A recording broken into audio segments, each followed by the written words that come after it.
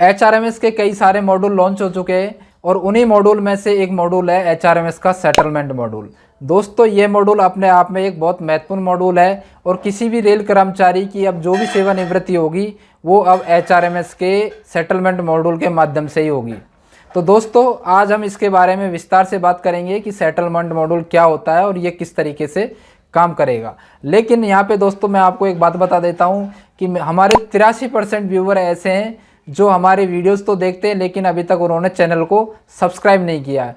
तो दोस्तों आपसे रिक्वेस्ट है कि प्लीज़ चैनल को सब्सक्राइब कर लीजिए और घंटी वाले आइकन को ज़रूर दबाइए, जिससे आगे आने वाली मेरी सारी वीडियोज़ मिल सकें आपको सबसे पहले। तो चलिए दोस्तों अब हम समझ लेते हैं कि सेटलमेंट मॉड्यूल क्या होता है। नमस्कार दोस्तों, मैं हूं रवि और स्वागत है आपका हमारे यूट्यूब चैनल जॉरवाल टेक पर। तो दोस्तों अब हम समझ लेते हैं कि सेटलमेंट मॉड्यूल आखिर होता क्या है। अभी जो भी सेवानिवृत्ति हो रही थी वो आई पास के माध्यम से हो रही थी। एम्प्लॉय आता और वो अपनी एक फिजिकल पेंशन बुकलेट भर के और जो भी सेटलमेंट डीलिंग क्लर्क रहता था उसको देता था और वो उसको आई पास के माध्यम से अकाउंट्स भेजता था और तब जाकर उसका जो भी फर्दर पेमेंट पीपीओ वगैरह जनरेट होते थे वो सारा कुछ उनको मिलता था। पर अब क्या हुआ है कि HRMS ने अपना सेपरेट से एक सेटलमेंट मॉड्यूल लॉन्च किया है। आप इससे भली भांति परिचित भी होंगे। दोस्तों ये मॉड्यूल आपको सीखना बहुत ज़रूरी है। अब इसमें क्या होगा कि जो भी पेंशन बुकलेट है वो सारी ऑनलाइन भरी जाएगी। एम्प्लॉय की आईडी से एम्प्लॉय खुद अपनी पेंशन बुकलेट भरेगा with the help of welfare inspector.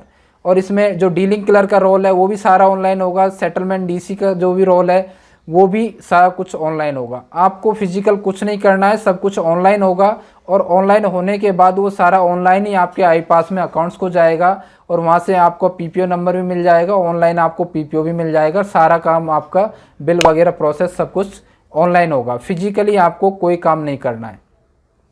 तो दोस्तों चलते हैं, अब देखते हैं कि हम कैसे सेटलमेंट में आगे काम करेंगे।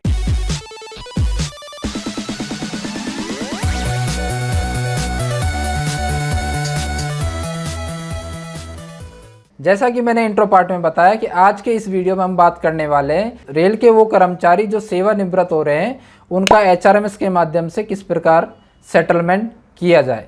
तो दोस्तों उसके लिए सबसे पहला काम आता है डीलिंग क्लर्क का, यानी कि सबसे पहला जो इनिशियल स्टेज होता है वो डीलिंग क्लर्क से शुरू होता है। डीलिंग क्लर्क जो आपका SR का डीलिंग क्लर्क है जिसने आपका एम्प्लॉय मास्टर भरा था, वो वाला डीलिंग क्लर्क से आपका काम शुरू होता है। तो सबसे पहले आज की इस वीडियो में हम बात करेंगे कि सेटलमेंट के लिए डीलिंग क्लर्क का क्या रोल होता है। धीरे धीरे आगे आने वाली वीडियोज में हम सीखते रहेंगे। वीडियो ज़्यादा लंबा हो जाएगा इसलिए मैं रोल वाइज पार्ट वाइज आपको वीडियो देता रहूँगा। तो प्लीज़ आप सारी वीडियोस को ज़रूर देखिए। तो इसमें सबसे पहला रोल होगा डीसी का। डीलिंग क्लर्क एक वेलफेयर इंस्पेक्टर को नॉमिनेट करेगा और वो वेलफेयर इंस्पेक्टर आगे के यूज़र बनाने के कौन उस एम्प्लॉय का डीवी रहेगा, कौन उसका डीए रहेगा, कौन उसका सेटलमेंट डीसी रहेगा, कौन सेटलमेंट वेरीफाइंग अथॉरिटी रहेगा, कौन सेटलमेंट एक्सेप्टिंग अथॉरिटी रहेगा, ये सब कुछ वेलफेयर इंस्पेक्टर खुद अपनी आईडी से करेगा। तो आज की इस वीडियो में हम देखते हैं कि डीलिंग क्लर्क किस तरीके से किसी रेलवे एम्प्लॉय की सर्विस डिटेल भरेगा और वेलफेयर इंस्पेक्टर का नॉमिनेशन करेगा। तो चलिए देखते हैं लैपटॉप की स्क्रीन पर। जिस भी डीलिंग क्लर्क का एम्प्लॉय रिटायर हो रहा है वो सबसे पहले HRMS में अपनी आईडी खोलेगा। मैं फिलहाल किसी डीलिंग क्लर्क की आईडी से लॉगिन कर देता हूं।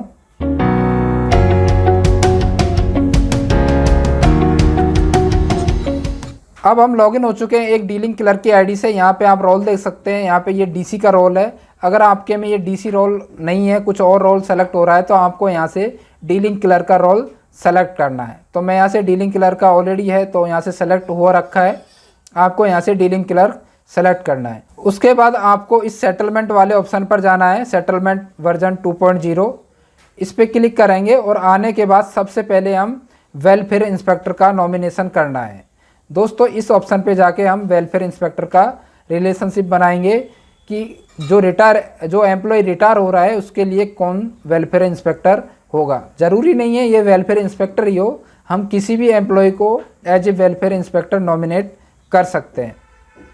तो यहाँ से हम वेलफेयर इंस्पेक्टर पे क्लिक करते हैं और करने के बाद यहाँ पे रिटायरिंग एम्प्लॉय की लिस्ट आपके सामने शो हो जाएगी। जो भी एम्प्लॉय आपको असाइन है, तो मान लीजिए जैसे हमने ये कोई एम्प्लॉय लिया और इस एम्प्लॉय का हमें वेलफेयर इंस्पेक्टर नॉमिनेट करना है, तो जस्ट हम यहाँ पे जिस भी वेलफेयर इंस्पेक्टर को हमें नॉमिनेट करना है उसकी एचआरएमएस आईडी यहाँ पर हम डालेंगे। तो मैं एक किसी वेलफेयर इंस्पेक्टर की आईडी डाल देता हूँ। आईडी डालने के बाद आपको सिंपली टैब दबाना है और टैब दबाने के बाद आपके सामने ये डिटेल आ जाएगी, उस वेलफेयर इंस्पेक्टर का नाम आ जाएगा और उस कौन सा डिपार्टमेंट है और उसका क्या डेजिग्नेशन है, ये सब कुछ आपके सामने आ जाएगा। उसके बाद आपको इसे सबमिट कर देना है।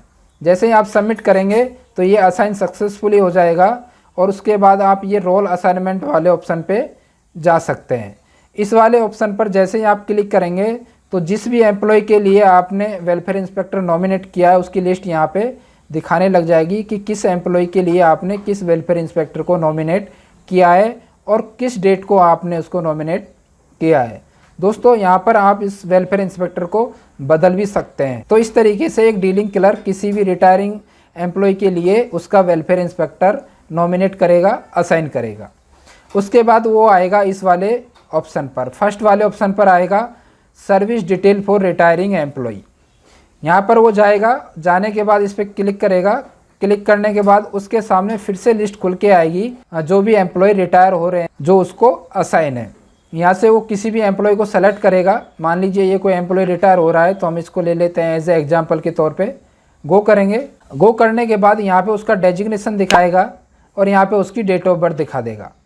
यहाँ पे आपको उसकी नंबर ऑफ LAP बैलेंस यानी कि उसकी LAP वर्तमान में कितनी बच रही हैं वो आपको यहाँ पे डालनी है। अगर 300 बच रही हैं तो आपको 300 डालनी है, 300 से ऊपर आपका ये लेगा नहीं। उसके बाद वो LHAP उसकी कितनी बैलेंस है वो आपको डालनी है। उसके बाद जॉइनिंग डेट ये सिस्टम से उठाएगा, रिटायरिंग डेट भी ये सिस्टम से उठाएगा। यहाँ पे टाइप ऑफ एम्प्लॉय करना है कि वो regular employee with compulsory initial training है, रेगुलर एम्प्लॉय विदाउट ट्रेनिंग है, या कैजुअल लेबर है, या सब्स्टिट्यूट है, यानी कि उसका अपॉइंटमेंट मोड किस तरीके से हुआ है। और उसी के अकॉर्डिंग आपको यहाँ पे ये डेट भरनी है। मान लीजिए कोई सब्स्टिट्यूट है तो आपको ये डेट भी भरनी पड़ेगी, ये डेट भी भरनी पड़ेगी, ये भी भरनी पड़ेगी, ये सब भरनी पड़ेगी। कैजुअल लेबर है तो ये भी भरनी पड़ेगी, ये भी भरनी पड़ेगी, ये भरनी पड़ेगी। विदाउट ट्रेनिंग है तो आपको कुछ नहीं भरना है। और अगर ट्रेनिंग है तो आपको ये डेट आपको भरनी पड़ती है। मतलब जैसे भी हम एम्प्लॉय मास्टर में जैसे हम ESR के फर्स्ट वाले जो परफॉर्मर था उसमें भरते हैं उस तरीके से यहाँ पर भी आपको भरनी है।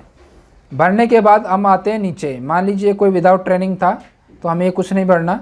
उसके बाद हम आते हैं नीचे। अब यहाँ पे थोड़ा सा ध्यान देने वाला बात है, ये DAR क्लियरेंस और यहाँ पे विजिलेंस क्लियरेंस ये वाला ऑप्शन यहाँ पे दिया हुआ है। अब यहाँ पे देखिए दो ऑप्शन दे रखे हैं, एक तो यस Y फॉर यस और N फॉर नो। ठीक है, तो यहाँ पे D&R क्लियरेंस यानी कि आपके पास D&R क्लियरेंस है या नहीं है वो आपको देना है। अगर है तो यस करना है और नहीं है तो नो करना है। यहाँ पे नो का मतलब ये नहीं है कि उसके खिलाफ कोई D&R पेंडिंग नहीं है, ये मतलब नहीं है। यहाँ पे वाई का मतलब है कि उसके खिलाफ कोई भी D&R पेंडिंग नहीं है, यानी कि उसका D&R क्लियरेंस है। तो दोस्तों यहाँ पे आपको वाई भरना है। और यहाँ पे विजिलेंस क्लियरेंस में भी अगर उसका कोई भी उसके खिलाफ विजिलेंस क्लियरेंस नहीं है तो यस भरेंगे। ठीक है, अगर कोई केस पेंडिंग है तो हम यहाँ पे नो भर सकते हैं। उसके बाद इस डॉक्टर है या नहीं तो वो आपको देखना है, नहीं है तो नो, यस है तो यस, रनिंग स्टाफ है तो यस और नहीं है तो आपको नो भरना है। उसके बाद DCRG is already for previous service, तो इसमें अगर एप्लीकेबल है तो यस, नहीं तो नो। ठीक है, DA रेट ये अपना आप ले लेगा। उसके बाद मिलिट्री सर्विस रिकॉर्ड डिटेल, अगर कोई मिलिट्री में पहले था तो उसकी सर्विस डिटेल आपको यहाँ डालनी है। अगर नहीं है तो इसको हमें खाली छोड़ना है। छोड़ने के बाद अदर सर्विस रिकॉर्ड, कोई उसने पहले कोई सर्विस की है किसी दूसरे डिपार्टमेंट में या किसी दूसरे ऑर्गेनाइजेशन में तो उसकी डिटेल हम यहाँ पे भर सकते हैं। भरने के बाद आपको यहाँ पे रिमार्क डालना है, तो उसके बाद हम यहाँ पे रिमार्क डाल देंगे। डीलिंग कलर जैसे ये कोई हमने रिमार्क डाल दिया, आप कुछ भी डाल सकते हैं। उसके बाद आपको इसे सबमिट करना है। सबमिट करने के बाद ये चला जाएगा वेरीफाइंग अथॉरिटी के पास।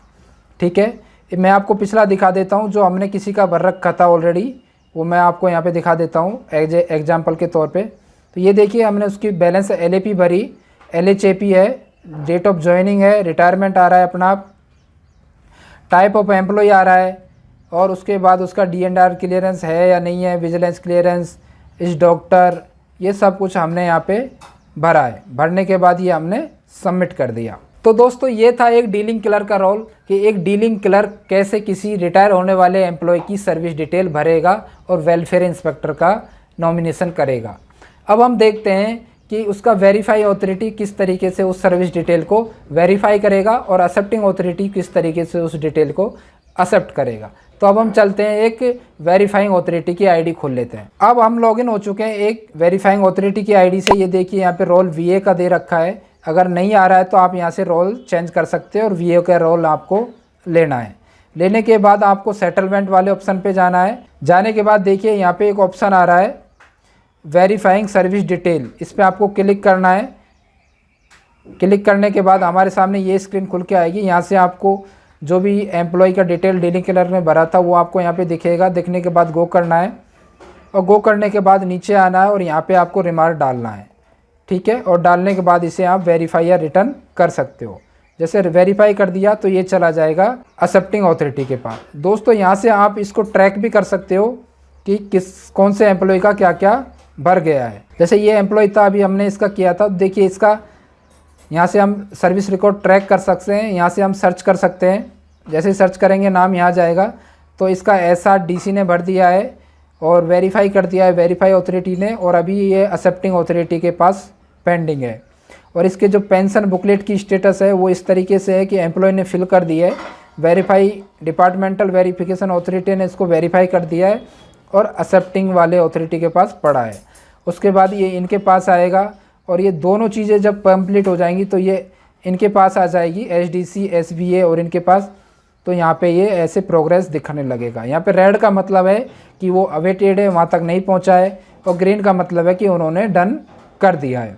तो यहाँ से आप किसी भी रोल पे जाके और ये स्टेटस देख सकते हैं कि उस एम्प्लॉय का सेटलमेंट स्टेटस अभी किस स्टेज पर पेंडिंग है।